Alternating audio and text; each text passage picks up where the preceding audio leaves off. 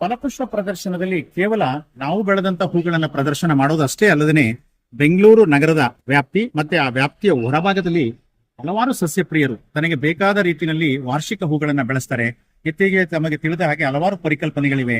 Terrace gardening, ತಾರಸಿ ತೋಟಗಾರಿಕೆ ಇರ್ಬೋದು, ಕಿಚನ್ ಗಾರ್ಡನ್ ಇರ್ಬೋದು, ಹೂ ತೋಟ ಇರ್ಬೋದು. ಹೀಗೆ ಅವರ ಪರಿಕಲ್ಪನೆಗೆ ತಕ್ಕಂತೆ ಮಾಡಿಕೊಂಡ ಒಂದು ವ್ಯವಸ್ಥೆಯಲ್ಲಿ ಬೆಳೆದಂತ ಹೂಗಳನ್ನ, ಕುಂಡದಲ್ಲಿ ಬೆಳೆದಂತ ಹೂಗಳನ್ನ, ತರಕಾರಿ ಗಿಡಗಳನ್ನ, ಔಷಧಿ ಗಿಡಗಳನ್ನ ತಂದು ಫಲಪುಷ್ಪ ಪ್ರದರ್ಶನದ ಸಂದರ್ಭದಲ್ಲಿ ಗಾಜಿನ ಮನೆ ಮತ್ತು ಲಾಲ್ಬಾಗ್ನ ಹಲವಾರು ವಿಭಾಗಗಳಲ್ಲಿ ಜೋಡಣೆ ಮಾಡಲಾಗ್ತಾ ಇದೆ.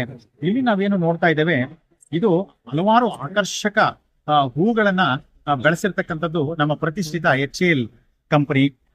ಇಲ್ಲಿ ಆಕರ್ಷಕವಾದಂತ ಟೊರೇನಿಯಂ ಇದೆ, ಅಕಿಮಿನಾಸ್ ಇದೆ, ಅಜಿರೇಟಮ್ ಇದೆ, ಡೇಲಿಯಾಸ್ ಇದೆ, ಮತ್ತೆ ವಿಶೇಷ ಬಗೆಯ ಫ್ಯಾಕ್ಸ್ಕುಮ್ ಕೂಡ ನಾವು ನೋಡ್ತಾ ಇದ್ದೇವೆ.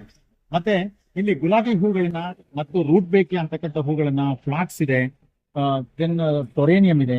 ಹೀಗೆ ಸುಮಾರು 16ಕ್ಕೂ ಹೆಚ್ಚು ವೈವಿಧ್ಯಮಯವಾದಂತಹ ಹೂಗಳನ್ನ ಒಂದೇ ವೇದಿಕೆಯಲ್ಲಿ ಪ್ರದರ್ಶನ ಮಾಡಿದ್ದಾರೆ.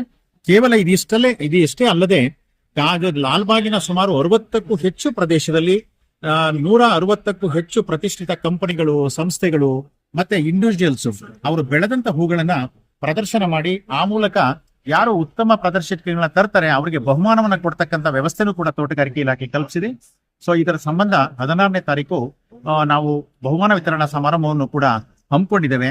ಅದರ ಒಂದು ಭಾಗವೇ ಇಲ್ಲಿ ತಾವೆಲ್ಲ ನೋಡ್ತಾ ಇರ್ತಕ್ಕಂಥ ಪ್ರತಿಷ್ಠಿತ HAL ಪ್ರದರ್ಶನ ಮಾಡಿರ್ತಕ್ಕಂಥ ವಾರ್ಷಿಕ ಹೂಗಳ ಒಂದು ಆಕರ್ಷಕ ಜೋಡಣೆ.